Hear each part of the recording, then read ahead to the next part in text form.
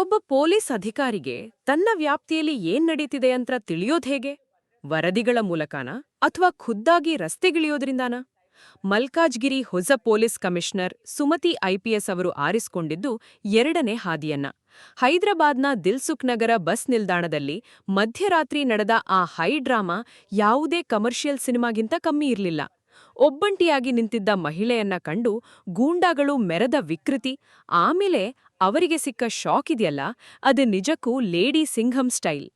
ರಾತ್ರಿ ಸರಿಯಾಗಿ 12 ಗಂಟೆ. ಯಾವುದೇ ಸೆಕ್ಯೂರಿಟಿ ಇಲ್ಲ, ಪೊಲೀಸ್ ಜೀಪ್ ಇಲ್ಲ. ಒಬ್ಬ ಸಾಮಾನ್ಯ ಮಹಿಳೆಯಂತೆ ಸುಮತಿಯವರು ಬಸ್ಗಾಗಿ ಕಾಯ್ತಾ ನಿಂತಿದ್ರು. ಅಷ್ಟರಲ್ಲಿ ಶುರುವಾಯ್ತು ನೋಡಿ ಅಸಲಿ ಸಿನಿಮಾ. ಅಲ್ಲಿಗೆ ಬಂದ ಗೂಂಡಾಗಳ ಗುಂಪು ಆಕೆಯನ್ನ ಸುತ್ತುವರೆತು. ಎಷ್ಟು ಕೊಡ್ತೀಯಾ, ಎಲ್ಲಿಗ್ ಹೋಗೋಣ ಅಂತ ಅಸಭ್ಯವಾಗಿ ಪ್ರಶ್ನೆ ಮಾಡೋದಕ್ಕೆ ಶುರು ಮಾಡಿದ್ರು.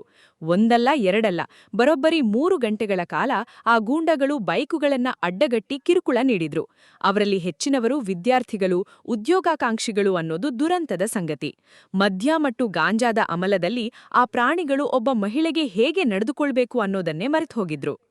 ಸಮಯ ಮುಂಜಾನೆ 3:30. ಒಬ್ಬ ಬೀಟ್ ಕಾನ್ಸ್ಟೇಬಲ್ ಮತ್ತು ಎಸ್ಐ ಅಲ್ಲಿಗೆ ಬಂದಾಗ ಇಡೀ ಚಿತ್ರಣವೇ ಬದಲಾಯಿತು. ಎಸ್ಐ ಸಾಹೇಬ್ರು ಬಂದು ಸಲ್ಯೂಟ್ ಹೊಡೆದಾಗ ಆ ಗೂಂಡಾಗಳ ಎದೆಯಲ್ಲಿ ನಡುಕ ಶುರುವಾಯಿತು. ಅಲ್ಲಿಯವರೆಗೆ ಕ್ಯಾ ಪಾರ್ಟಿ ಹೇ ಮಾಮಾ ಅಂತ ಕಮೆಂಟ್ ಮಾಡ್ತಿದ್ದವರೆಲ್ಲ ಕಂಗಾಲಾಗಿ ಹೋದ್ರು. ಯಾಕಂದ್ರೆ ಅವರ ಮುಂದಿದ್ದಿದ್ದು ಸಾಮಾನ್ಯ ಮಹಿಳೆಯಲ್ಲ, ಸ್ವತಃ ಐಪಿಎಸ್ ಅಧಿಕಾರಿ ಸುಮತಿ. ಅದೇ ಕ್ಷಣದಲ್ಲಿ 40 ಕಿಡಿಗೇಡಿಗಳನ್ನ ಅರೆಸ್ಟ್ ಮಾಡಲಾಯಿತು. ಅವರ ತಲೆಗೆ ಸರಿಯಾದ ರೀತಿಯಲ್ಲಿ ಮೈಂಡ್ ವಾಶ್ ಮಾಡಿದ ಸುಮತಿ ಮದ್ಯ ಗಾಂಜಾ ಬಿಡದಿದ್ರೆ ಬಾಲ ಕತ್ತರಿಸೋದಾಗಿ ವಾರ್ನಿಂಗ್ ನೀಡಿದ್ದಾರೆ. ಒಬ್ಬ ಸಾಮಾನ್ಯ ಮಹಿಳೆ ಆ ಜಾಗದಲ್ಲಿದ್ದಿದ್ರೆ ಪರಿಸ್ಥಿತಿ ಏನಾಗ್ತಿತ್ತು ಅಂತ ಊಹಿಸೋದಕ್ಕೂ ಭಯವಾಗುತ್ತೆ. ಸುಮತಿ ಅವರು ಈ ಹಿಂದೆಯೂ ಕಾಜಿಪೇಟೆಯಲ್ಲೂ ಇಂತಹದ್ದೇ ಕಾರ್ಯಾಚರಣೆ ಮಾಡಿದ್ರು.